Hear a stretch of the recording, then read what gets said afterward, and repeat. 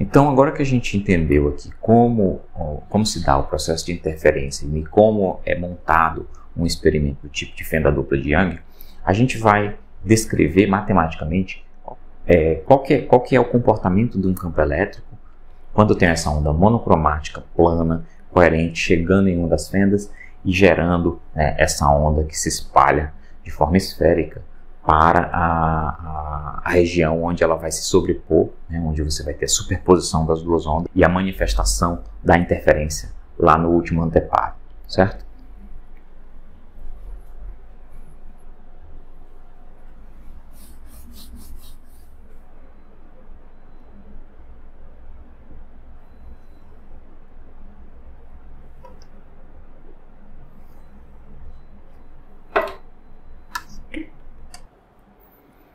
Então, considere que aqui a gente tem um anteparo, certo? E esse anteparo, ele tem uma fenda, ok?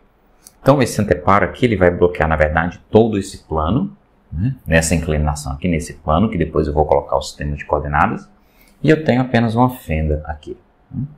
Então, essa fenda, ela vai ser... Essa fenda, para a gente fazer esse experimento com luz visível, ela deve ter aí uma largura, uma abertura da ordem de algumas centenas de micrômetros, ou décimos de milímetros. Então, a luz vem de trás aqui, passa por essa fenda e propaga nessa região, ok? Então, aqui a gente tem um sistema de coordenadas que eu vou desenhar aqui.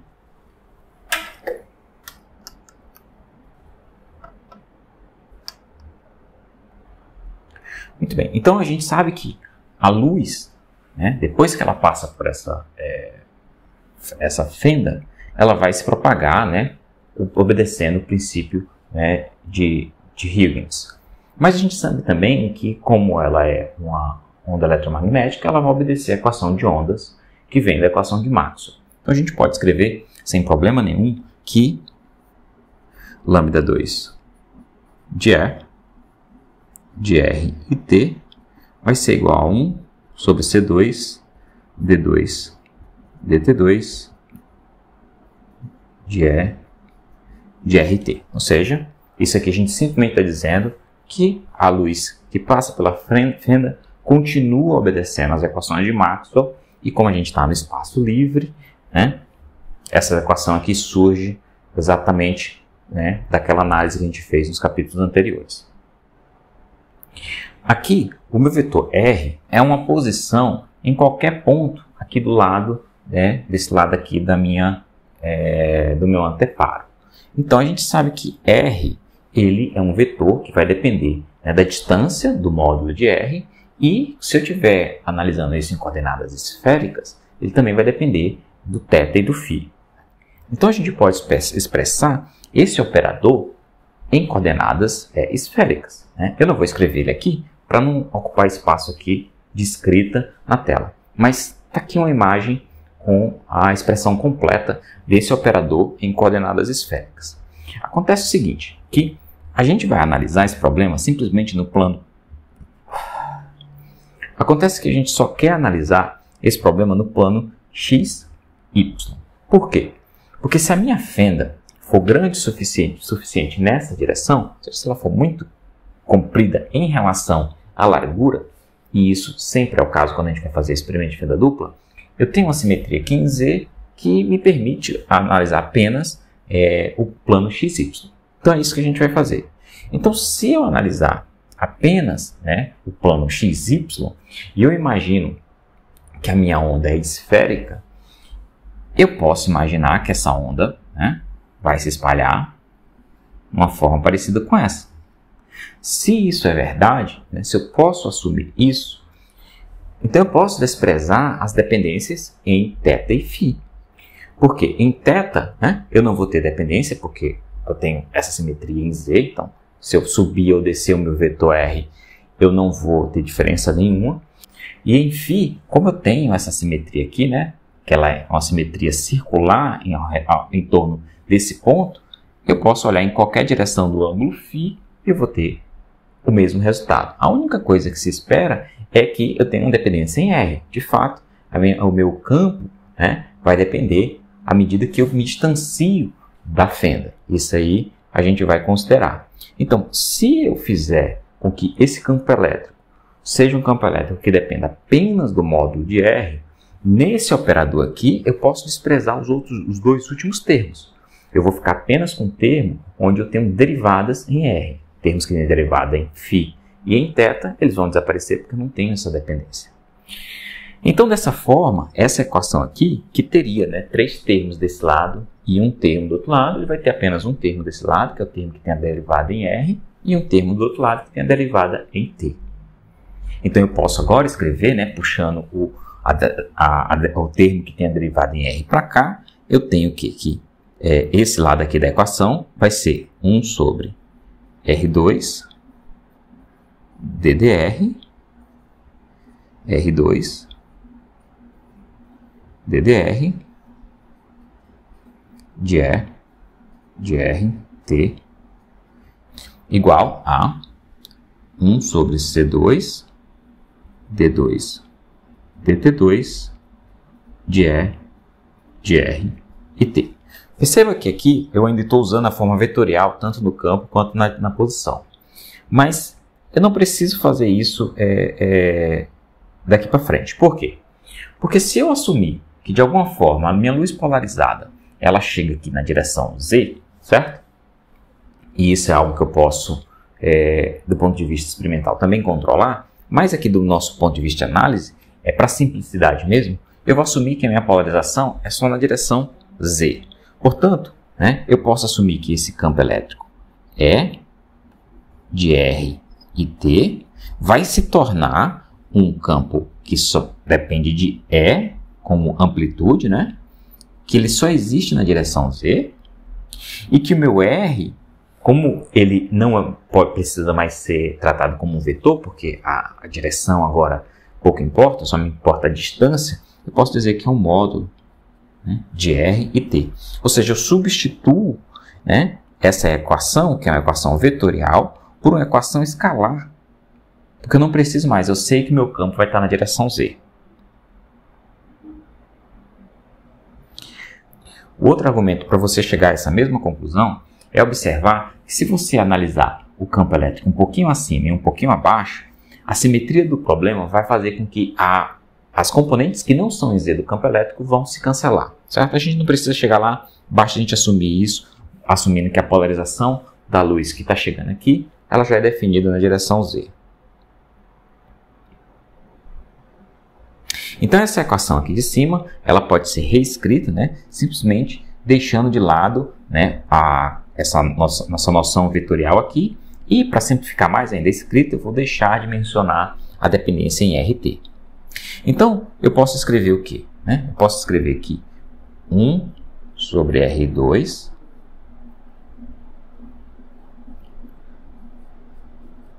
DDR de R2 DDR do meu campo, né? Estou falando aqui da componente E, né?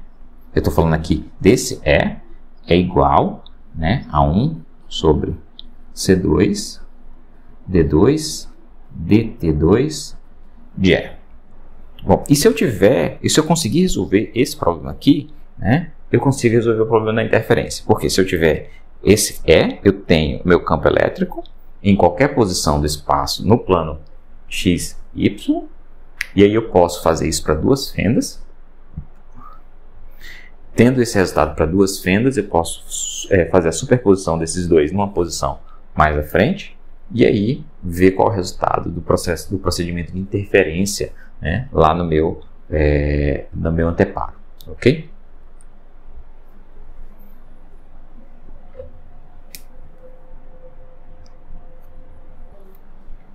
Então, para a gente resolver isso aqui, é interessante a gente fazer uma manipulação algébrica desse lado da equação para a gente mostrar como essa equação simplifica bastante. Então, a primeira coisa que eu vou fazer é entrar com essa derivada aqui nesse produto R2 DDR, né? Então, eu posso simplesmente usar a regra do produto aqui. Então, o que vai acontecer? Eu vou ter 1 sobre R2 vezes, né? Abre colchetes aqui. Então, o que a gente vai ter? Eu vou ter a derivada do primeiro, vai ser 2R, vezes o segundo termo, que é DDR, mais o primeiro, que é R2, vezes D2, DR2, Isso aqui é igual a esse lado aqui, ok? Que eu não vou me preocupar em escrever agora, né? Porque a gente não vai mudar nada nele por enquanto. E aí o que eu posso fazer? Eu posso fatorar R daqui e daqui e cancelar com esse R.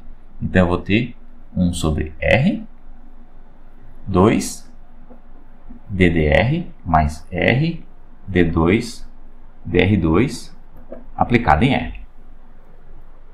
Aí eu posso fazer o seguinte passo. Eu posso separar esses dois termos aqui que são derivadas em R em dois termos separados, né? Então, eu posso fazer DDR mais DDR. E aí eu identifico o quê? Isso aqui não é um 2, isso aqui é um DDR, é um D-row, né? E aí eu posso identificar o quê? Que essa combinação aqui também é resultado de uma derivada do produto, né? Então, isso aqui é igual a 1 sobre R, DDR, mais... Que derivada do produto é essa? É a derivada, né, de R dr. Ok? Então, se eu fizer, por exemplo, a derivada do primeiro, daria 1 vezes o segundo, que é isso, mais o primeiro, que é isso, vezes a derivada do segundo, que dá isso. Ok. Agora eu posso fatorar o meu DDR, certo? Então, isso é igual a 1 sobre R DDR, eu posso fatorar isso, né? E entrar com E aqui, R, DE, DR. E reconhecer novamente que eu tenho aqui de novo o resultado de um produto, né, de uma aplicação de uma derivada do produto. Que produto é esse? É o produto de E por R, né? Então, eu posso fazer 1 sobre R, DDR, e esse produto aqui, né, passa por uma derivada R, E, né? Então, derivada do primeiro daria 1 vezes o segundo, mais o primeiro vezes a derivada do segundo. Então, essa é a condição que eu chego. E, por fim, eu concluo que isso aqui é a derivada dupla daquele termo lá, né? Então, isso aqui é 1 sobre R, D2R, DR2, de R, E. E, por fim, isso é igual a esse termo, né? 1 sobre C, D2, DT2, de R. Agora, se você fizer a simples mudança de passar esse R multiplicando, como, né, essa derivada não vai influenciar no R, eu posso colocar ele aqui junto do meu E. E aí você pode perceber o seguinte: se eu fizer a seguinte mudança de variável, né, de função, né, que tal que P de R e T seja igual a R de E, R e T, a equação que eu vou obter é a equação D2, DR2 de P, vai ser igual a 1 sobre C2, aqui é um C2, tá correto aqui? 1 sobre C2, D2, DT2 de P, ok? Agora, se P é solução dessa equação diferencial, obrigatoriamente P tem que ser uma solução harmônica. Por quê? Porque isso é uma equação que a única solução dela são as soluções harmônicas, né? A mesma equação do oscilador harmônico é também a mesma equação que a gente obteve para a equação de onda no sistema cartesiano, né? Que a gente obteve a solução de ondas livres. Então, P tem que ser uma solução harmônica. Então, eu não tenho outra escolha a não ser escrever essa solução.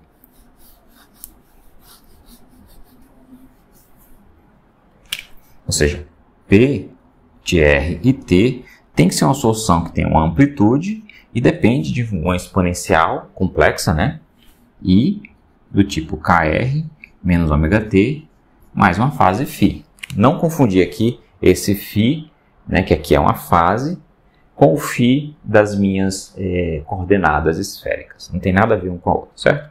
Entenda isso aqui como uma fase. Muito bem, então se meu P de R é dessa forma, né, porque isso aqui é a solução dessa equação diferencial, e a gente não precisa demonstrar mais isso, então eu consigo o meu E simplesmente através dessa equação. Então meu E de R e T vai ser igual a sobre R, né, eu tento passar o R dividindo, é elevado a I, KR menos ômega T mais φ. Pronto, isso aqui é a minha solução para o meu campo, né? Então, lembrem-se que o meu campo E de R e T é igual a E de R e T Z chapéu, certo? Então, só tem o componente Z do meu campo. Ou seja, se eu pegar, por exemplo, né, um vetor R que sai daqui e vem para um ponto qualquer bem aqui, esse é o meu vetor R e o meu vetor campo elétrico vai estar aqui apontando na direção Z, né? Que é esse dessa forma aí, e o meu vetor K vai estar nessa direção, né? Então, como K e R estão na mesma direção, o produto escalar deles se reduz ao produto dos módulos, né? Então, por isso que aqui eu já coloquei K e R, ok? Então, K aponta na direção, né, perpendicular à tangente da frente de onda. Então, eu já sei que ele aponta naquela direção, que é a mesma direção do meu vetor R. Então, essa solução é a solução para o meu campo elétrico produzido por uma das fendas, né? Aqui não é resultado para as duas fendas, é somente uma das fendas. É obedecendo às equações de Maxwell, mas a gente tem que lembrar as condições na qual ela foi deduzida, né? Então, ela foi deduzida fazendo a suposição de que eu não tenho dependência em θ e φ. Isso vem devido à simetria esférica do meu problema e mais devido ao fato de que minha fenda está na direção Z. Eu simplesmente admiti que eu vou ter uma componente Z, não vou me preocupar com as outras componentes, porque devido às simetrias ou devido à polarização inicial, não existem componentes fora da direção Z para o meu campo elétrico. A gente chega à conclusão que você vai ter uma dependência harmônica, mas ela não é puramente harmônica. Por quê? Porque o campo em si, né, que depende de forma harmônica, é P. Mas o campo em si, ele tem a sua amplitude que decai com a distância. O que é de se esperar, né? Quanto mais distante eu tiver da minha fonte, que nesse caso aqui é a fenda, menor vai ser a intensidade do campo elétrico, ok? Isso faz com que, né, a intensidade do campo elétrico vai cair com R ao quadrado. A gente já discutiu que a intensidade vai com o campo ao quadrado, portanto ela vai cair com R ao quadrado. O que também está de acordo com o experimento de decaimento de intensidade de luz com a distância. Esse resultado também concorda com o resultado para o campo na zona distante gerado por um dipolo oscilante. Então você pode rever a solução para um oscilador, um dipolo oscilante, e você vai ver que a solução é desse tipo aqui, na zona distante. Na zona próxima, né, na zona próxima do dipolo, ele decai com 1 sobre R2. Então, essa solução não pode ser válida, né, próximo da minha fonte aqui, que é a minha fenda. Okay? Então, mas aonde a gente quer estudar, que é longe da fenda, e o que é longe da fenda? É qualquer distância que seja muito maior do que as dimensões envolvidas aqui. Nesse caso, são duas dimensões que a gente tem que prestar atenção. Uma delas já está aqui, que é a largura da minha fenda. E quando a gente monta o experimento, eu tenho a separação entre as duas fendas. Essa distância também é muito pequena, ali, né, da ordem de 1 milímetro ou menos. E essa distância, essas duas, devem ser muito menor do que a distância na qual eu vou analisar o meu problema, que é aonde está o anteparo. Esse anteparo fica a centenas de centímetros, né, 1 metro, 2 metros, da região das fendas. Portanto, é muito maior do que essas dimensões e, portanto, essa solução é perfeitamente válida. Muito bem, então agora que a gente tem uma expressão para o campo elétrico, né, depois que essa onda passa por uma das fendas, a gente vai entender o que acontece quando eu tenho duas fendas e analiso, né, a onda resultante, devido ao princípio da superposição, numa distância aqui à frente, né, do anteparo que eu tenho as duas fentes, né, num outro anteparo. Então vamos fazer isso agora.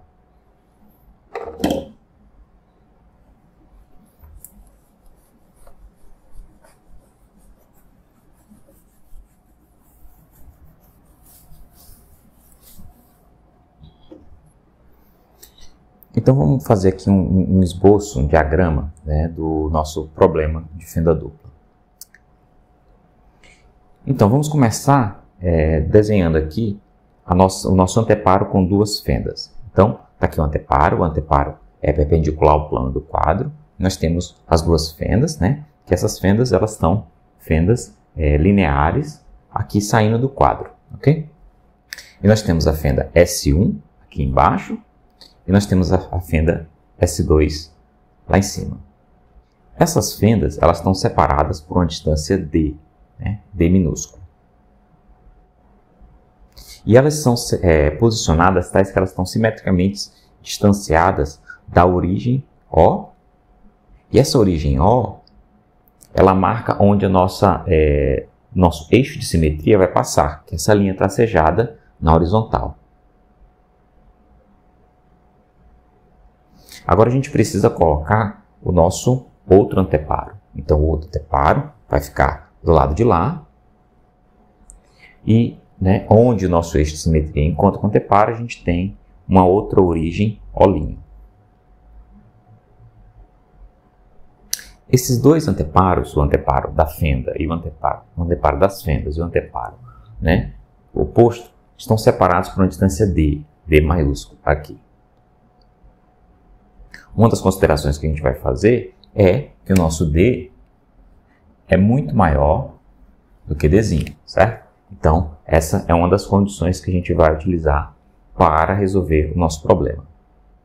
Agora, considere um ponto P no nosso anteparo, tal que eu tenho essa linha tracejada da origem aqui, né, que fica nesse anteparo das fendas, até o ponto P. Essa linha tracejada, ela vai nos dar uma relação com a linha tracejada horizontal, né, através de um ângulo θ. Esse ângulo θ vai ser importante para a gente descrever o fenômeno também.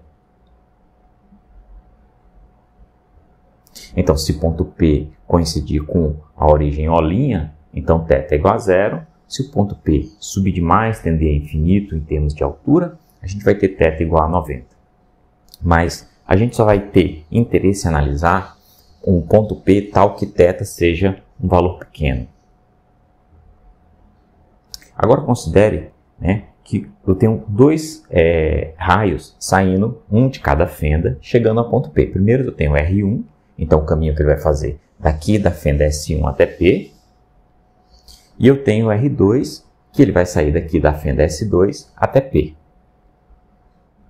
Então, essa é a nossa situação. A gente tem esse diagrama, né, com essas duas fendas, com o anteparo do lado de lá. E o que eu quero estudar aqui? Eu quero estudar o seguinte. Eu já sei que se eu estou utilizando as condições lá que eu discuti do experimento de fenda dupla de Young, eu sei que aqui eu vou ter uma onda plana chegando. Essa onda é monocromática e ela é coerente. Então, nessas duas fendas, eu vou ter a origem, né? Vou originar duas ondas esféricas saindo daí, e essas ondas vão ser em fase, certo? Porque a minha onda plana chega aqui coerente em fase. Eu não sei qual é a fase em si, não precisa ser zero, pode ser qualquer valor. Desde que a fase em S1 seja igual em S2, as ondas emitidas nessas duas fendas vão ser iguais. Então, essas ondas, né, eu vou analisar agora dois raios, esses raios R1 e R2 que vão sair daqui vão chegar lá até o P, e prestem atenção. Se o ponto P for diferente da origem O', é certeza que o caminho percorrido por R1, né, vai ser, o caminho percorrido em R1 vai ser diferente do caminho percorrido em R2. Isso por simetria do nosso problema. Se agora essa diferença de caminho for um número inteiro de comprimentos de onda, né, dessa onda que chegou aqui, eu vou ter, como foi discutido mais à frente, uma fase equivalente a zero, portanto, eu vou ter interferência construtiva. Agora, se a diferença de caminho que eu tenho entre R1 e R2 for equivalente a um número inteiro de comprimento de ondas mais meio comprimento de onda, então isso é equivalente a uma fase de 180 graus. Portanto, eu vou ter interferência destrutiva lá no meu ponto P. Então, é isso que a gente vai observar. A gente vai observar lá um padrão de interferência construtiva e destrutiva, e obviamente os valores intermediários, quando eu vario a posição P. Então, eu vario P, eu mudo a diferença de caminho, portanto, eu mudo o fenômeno que acontece lá, saindo de interferência construtiva para interferência destrutiva. Então, qual que é a diferença de caminho aqui? Então, se você, por exemplo, imaginar que você tem esse R2 aqui, e você girar esse ponto aqui em torno de P, se você fizer isso aqui, o que você vai obter é que, girando isso aqui, você vai ter um ponto aqui, que a gente vai chamar de Q, certo? E aí, o que a gente tem aqui? É a distância de S2 até P vai ser igual à distância de Q até P, certo? Porque eu só fiz girar isso. Então, a diferença de caminho, ΔL, vai ser exatamente a distância de S1 a Q. Então, a gente já tem exatamente quem que vai ser o nosso ΔL. Ou, colocando em outras palavras, o nosso ΔL vai ser igual a R1 menos R2, certo? Mas a gente sabe que vai ser esse comprimento desse segmento S1Q. A outra coisa que eu sei é que na origem, a fase 1 e a fase 2 são iguais a uma fase qualquer φ. Isso aí a gente já tinha falado, então só para deixar claro que as fases aqui, 1 e 2, são iguais. Para deixar bem claro, a gente sabe que um ΔL vai nos levar a um ΔΦ. E esse ΔΦ pode ser igual a um número par de π, ou a um número ímpar de π, se você tiver em qualquer uma dessas duas condições, isso aqui a gente vai ter a interferência construtiva,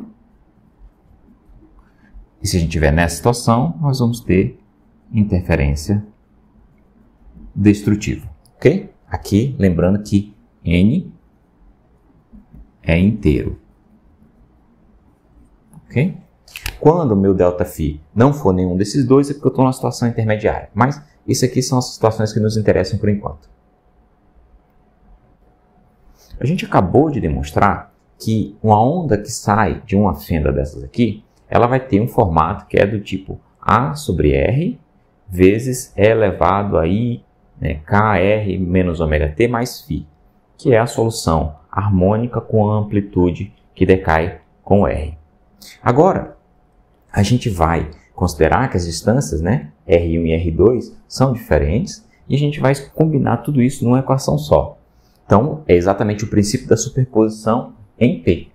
Então, a gente sabe que o campo elétrico em P vai ser igual a... Eu posso escrever isso da seguinte forma. A sobre R1 elevado a I, K, R1, menos ômega-T, mais φ1, mais, certo? Aí eu tenho outro termo, que é A, R2 elevado a I, K, R2 menos ômega-T, mais φ2. Percebam, isso aqui é a onda, é o campo elétrico devido à primeira fenda, e aqui é o campo elétrico devido à segunda fenda, todos eles no ponto P, ok? Mas a gente já sabe o seguinte, a gente sabe que φ1 e φ2 são iguais. A gente já discutiu que nós não estamos interessados na variação temporal do campo elétrico. Na verdade, a gente está interessado simplesmente na média da intensidade luminosa.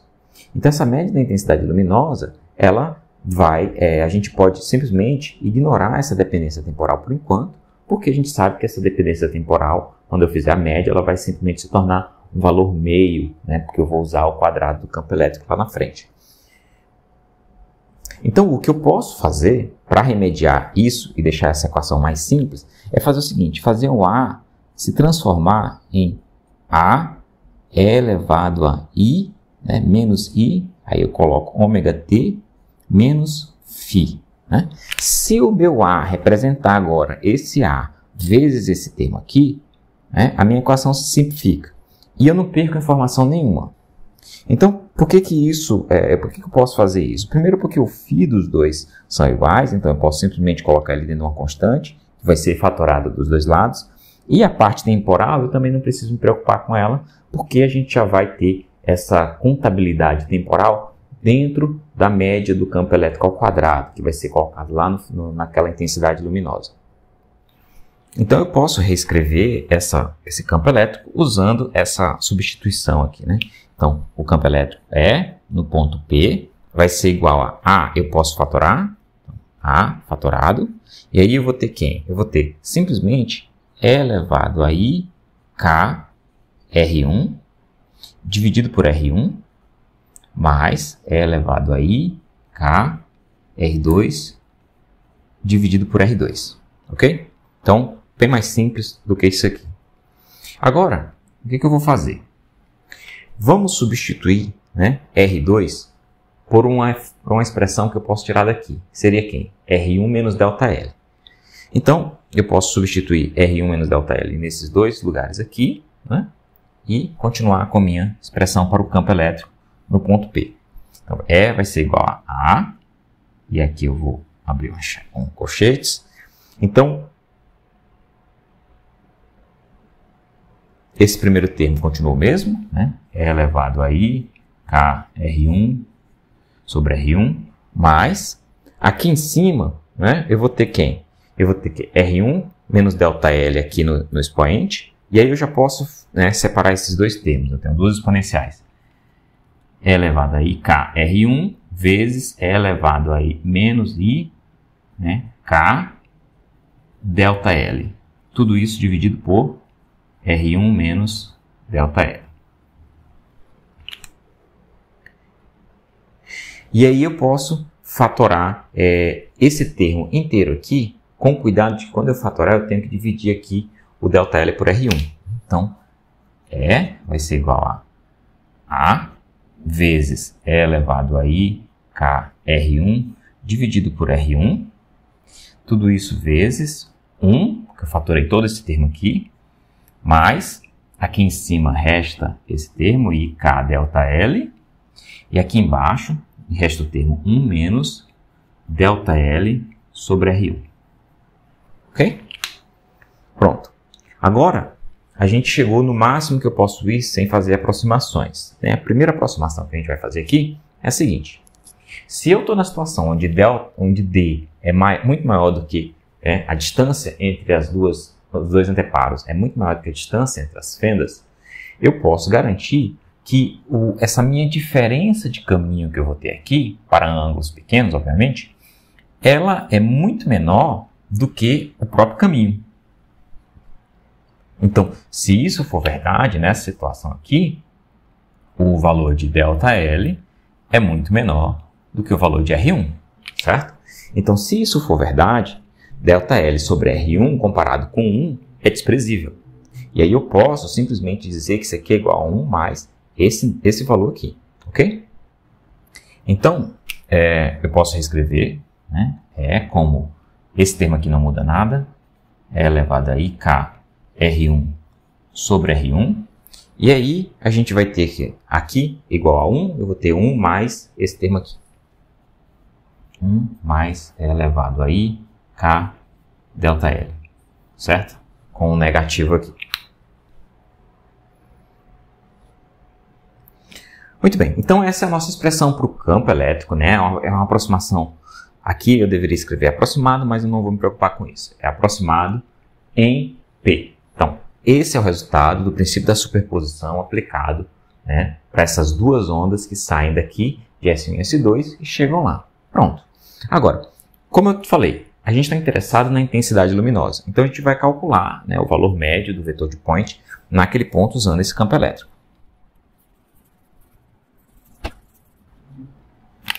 Então, a intensidade luminosa, né, que eu vou chamar aqui de I, né, vai ser média. E aí a gente sabe que isso vai ser igual a 1 sobre 2 μ0c vezes o quadrado do campo elétrico. Mas o quadrado do campo elétrico aqui, o campo elétrico é uma grandeza complexa. Então, para calcular o quadrado, a gente tem que multiplicar o conjugado complexo vezes o valor, né, normal dele aqui. Então, quando a gente fizer isso, o que eu vou ter? Eu vou ter 1 sobre 2 μ0c vezes. Então, vamos lá. Quando eu fizer conjugado complexo desse número, veja, o A, lembrem-se que o A pode ser complexo. Lembra lá do que entrou dentro do A, né? Tem uma exponencial complexa. Então, eu simplesmente vou dizer que é A quadrado, né? Vai ser o A conjugado vezes A, né, normal. Aí eu tenho EAIKR1 vezes o conjugado complexo dele, dá 1, certo? Aqui embaixo eu vou ter R1 quadrado e ali eu vou ter, né, 1 mais E elevado a... O conjugado complexo vai ficar positivo, K delta L. Isso tudo vezes o conjugado complexo, isso aqui escrito de forma normal, que é elevado a menos I K delta L. Ok? Então, isso vai ser igual a quem? Posso reescrever isso aqui, né? Vai ser A quadrado sobre 2 μ0c R1 quadrado vezes, abre colchetes. Então, 1 vezes 1 dá 1. Né? Mas, quando eu fizer todos os produtos aí, eu vou ter o produto de E a I K delta L vezes E elevado a menos I K delta L, que também é 1. Então, isso dá 2. Mais, e aí eu vou ter esse termo, né? Eu vou ter o termo E elevado a menos I delta L mais o termo E elevado a I K delta L. Esses dois termos, eles podem se somar e se transformar o quê? Num cosseno de delta L. Né? Então, ele vai ficar igual a 2 cosseno de K delta L. Ok? E aí eu posso fatorar o 2. Quando eu fatorar o 2, esse 2 aqui vai se cancelar, de forma que eu tenho que isso aqui vai ser igual a A ao quadrado, dividido por μ0c R1 quadrado, vezes 1 mais cosseno de K delta L. E aí a gente pode continuar aqui com o nosso cálculo. Eu vou apagar isso aqui porque a gente não tem mais interesse nessa parte.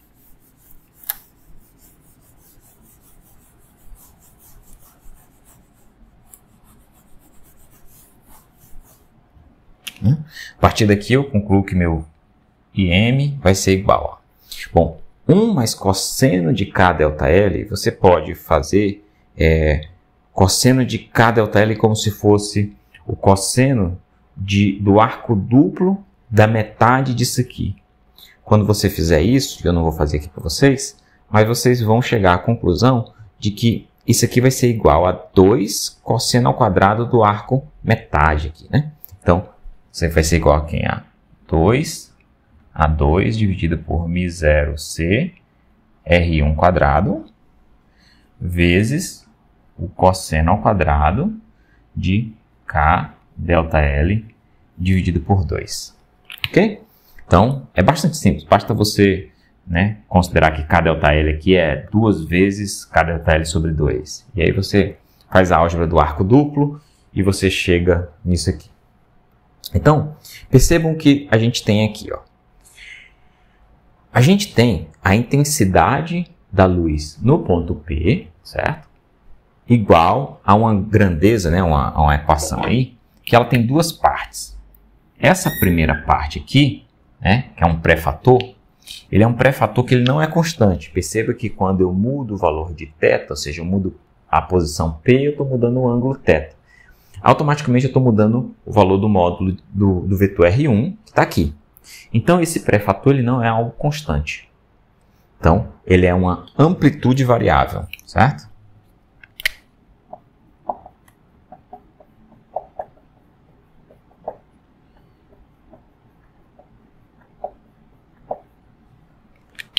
Essa variação aí depois a gente vai analisar, né? Ela tem um valor máximo aqui, né? Que é o valor máximo é quando o R1 é mínimo. O R1 mínimo é exatamente D, E aí, à medida que eu vario o meu θ, seja ele para cá ou para cá, o meu R1 ele vai aumentar e, portanto, essa amplitude vai diminuir. Então, é uma função que ela tem um máximo, né, quando o meu θ aqui é aproximadamente igual a zero. E eu estou falando aproximadamente porque, vejam, R1 aqui, ele não é D exatamente quando o θ é igual a zero. Mas você pode até substituir o R1 por R, que do ponto de vista numérico você não vai notar muita diferença, né? R1 e o R aqui, que seria a distância do O ao P, são praticamente a mesma coisa. Então você tem essa dependência, que a gente vai daqui a pouco discutir, né? Um gráfico dela. E você tem, quando o meu ângulo vai para valores maiores, né? Sai de zero e tende a valores maiores, ou também, né? Valores negativos aqui, essa amplitude decai, certo? E a gente tem o outro termo, que é uma oscilação harmônica, né? Não é exatamente uma oscilação harmônica, porque não é o cosseno, mas é uma oscilação que vem de uma função harmônica, né? Então, quando o meu θ varia aqui, esse ΔL, ele vai variar, né? Então, quando o θ aumenta, o meu ΔL aumenta, e aí eu vou ter uma função aqui que oscila periodicamente, né? Então, aqui na verdade é uma variação periódica.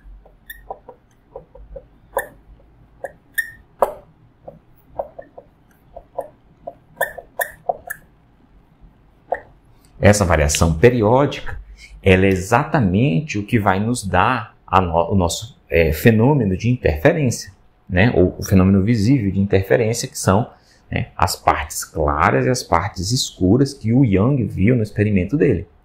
Por que eu tenho partes claras e escuras? Porque, veja, cosseno ao quadrado de uma grandeza que varia, né, linearmente, essa grandeza, esse cosseno ao quadrado, ele vai ser máximo para alguns valores de ΔL e vai ser zero, né? O valor máximo é 1. Então ele vai ter um valor máximo de igual a 1 para alguns valores de ΔL e vai ser zero para alguns valores de ΔL. Portanto, e isso vai variar de forma periódica, né? Portanto, a imagem que eu vou ver, ela vai variar de um máximo a zero de forma periódica. É exatamente o que Young viu, certo? Então aquelas franjas claras e aquelas franjas escuras, elas vêm desse termo aqui, dessa variação periódica. A gente não vai perceber essa amplitude variável a olho nu, certo? Então, a gente pode até ignorar esse pré-fator aqui e nos concentrar apenas nisso aqui. Até porque, naquela imagem que a gente vê lá no experimento de interferência, existem outros fenômenos, principalmente o fenômeno de difração, que modula com muito mais intensidade do que essa amplitude variável aqui. Mas a gente não está interessado em discutir isso agora.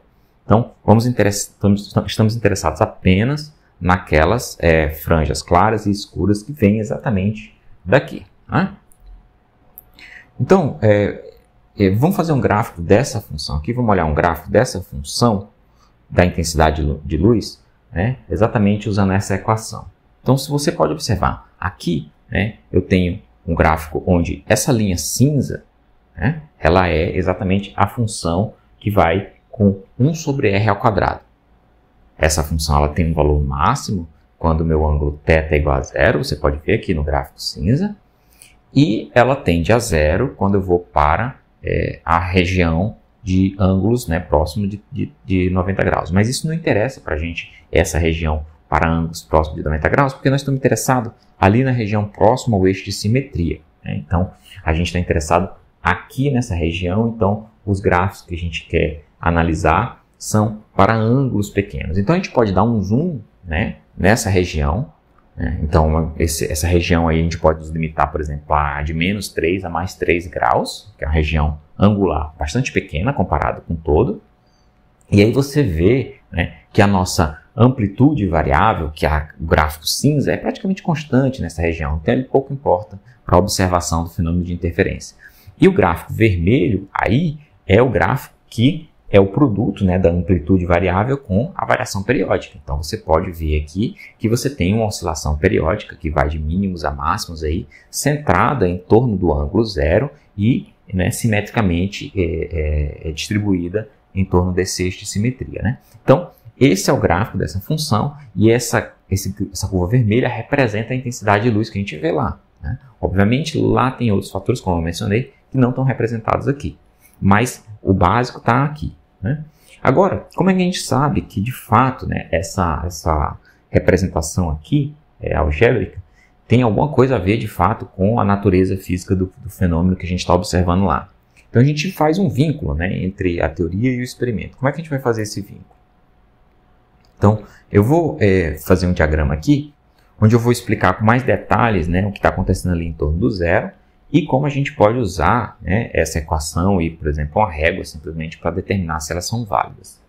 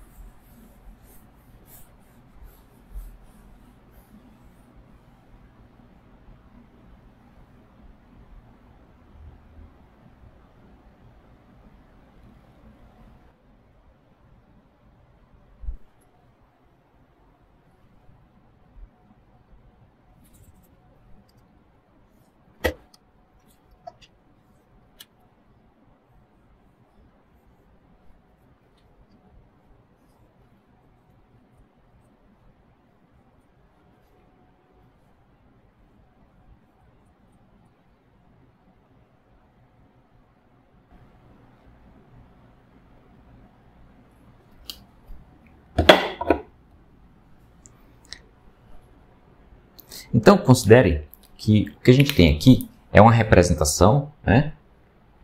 Essa curva periódica aqui é exatamente a nossa curva vermelha do gráfico anterior. E ela é resultado dessa parte aqui, certo? Eu não estou considerando mais essa amplitude variável aqui. Então, o que a gente tem aqui, né? Quando meu ângulo é zero, eu vou ter aqui um valor máximo, né? Que é exatamente quando esse cosseno ao quadrado é igual a 1. E à medida que o meu ângulo aumenta, esse cosseno pode virar zero. E depois, como ele é ao quadrado, né, ele volta a ser 1 mais na frente. Então, essa é a situação que a gente tem. Agora, considere que eu tenho aqui uma grandeza chamada ΔX, que é a largura, né, de uma franja inteira, que vai do centro aqui, né, de uma franja escura até o outro centro de uma franja escura, né? Então, por exemplo, se eu quisesse calcular, eu tenho uma certa distância L aqui, e eu quisesse calcular quantas franjas claras eu tenho dentro desse comprimento L, o que eu poderia fazer era simplesmente, sabendo o valor de L, dividir pelo valor de ΔX, e aí eu sei quantas franjas claras eu vou ter lá dentro. Por simetria, seria o mesmo número de franjas escuras, certo? Então, ΔX é essa distância aí. Percebam, o que vai acontecer aqui? Quando é que eu tenho, né, um ponto P que me dá um mínimo, certo? Bom, para dar um mínimo, cosseno ao quadrado tem que ser zero.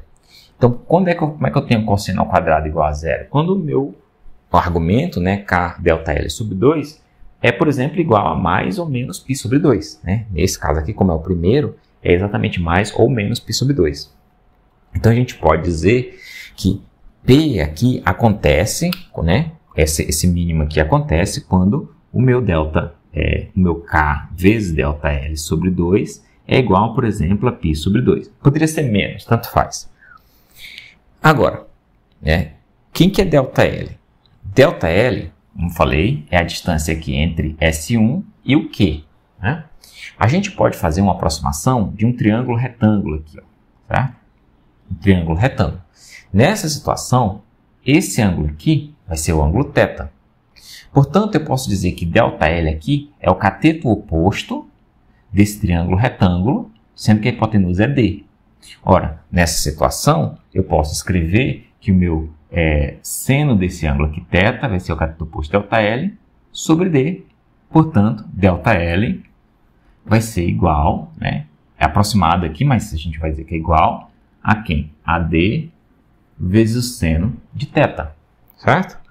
Então, eu posso substituir ele aqui. Então, vamos lá. Se eu estiver lidando somente com o primeiro, né, o valor aqui da primeira franja, esse ângulo é tão pequeno que eu posso, sem problema nenhum, dizer que o meu seno de θ é igual a tangente de θ, certo? seja, isso aqui, para ângulos bem pequenos, eu posso escrever K, em vez de ser D seno de θ, posso dizer que é D tangente de θ. E aí, o 2 vai cancelar, isso igual a π, certo? Então, esse tangente de θ aqui surgiu quando eu substituí o seno de θ por uma tangente de θ, porque o ângulo θ é muito pequeno. Qual o próximo passo? O próximo passo aqui é reconhecer que a tangente de θ, se eu olhar agora para esse diagrama, não para aquele, mas o θ aqui é o mesmo ângulo lá, certo? É o mesmo θ. Então, eu posso chegar à conclusão que minha tangente de θ, olhando por esse diagrama, é igual a cateto oposto, que é esse aqui, que é a metade de ΔX, ou seja, ΔX sobre 2, dividido pelo cateto adjacente, que é D. Portanto, eu posso substituir essa função aqui, né, essa equação aqui, e chegar aqui à conclusão, né, que KD vezes ΔX sobre 2D, né, é igual a π. E mais, eu sei que meu K é 2π sobre lambda. Então, se eu substituir agora o K aqui por 2π sobre lambda, né, vamos fazer logo aqui, eu tenho 2π sobre lambda. Então, eu tenho esse 2 vai cancelar, esse π cancela, e agora eu posso dizer que o meu ΔX vai ser igual a quem? Ao meu lambda vezes D dividido por D. Lambda D dividido por D. E olha que interessante. Agora, né, a distância, né, entre os dois primeiros mínimos, que me dá a largura total de uma franja clara, pode ser medida, que é ΔX, através do comprimento de onda da luz que está chegando aqui nas franjas, vezes a distância entre os anteparos, dividido pela distância entre as fendas. Certo? Então, eu tenho 3 grandezas que são facilmente mensuráveis, né? O comprimento de onda, em geral, eu sei, porque eu conheço a fonte que eu estou usando. O D, eu uso uma régua, né? E o D, dependendo de como você faz as franjas, você também já sabe de antemão quanto é, certo? Então, só para dar uma ideia, para dar uma noção, né? Se a gente, por exemplo, utilizar, certo, um laser com um lambda em torno de 650 nanômetros, que é um laser vermelho, né, muito comum por aí. A gente usar uma separação entre as fendas, né, de 200 micrômetros, certo? Que é ali da ordem de um fio de cabelo de separação entre as fendas. E a gente usar uma distância entre, né, os anteparos de 1 metro, certo? Se a gente usar isso aqui, esses parâmetros, a gente vai ter como resultado por ΔX alguma coisa da ordem de 3 milímetros, certo? Então, isso é extremamente interessante. Veja, com a régua escolar simples eu consigo medir ΔX e confirmar se o que eu estou vendo no padrão lá, né, de franjas claras e escuras, é exatamente um padrão de interferência, certo? E isso é o que você faz dentro do laboratório de física, né, para aprender de forma experimental esse tópico de interferência.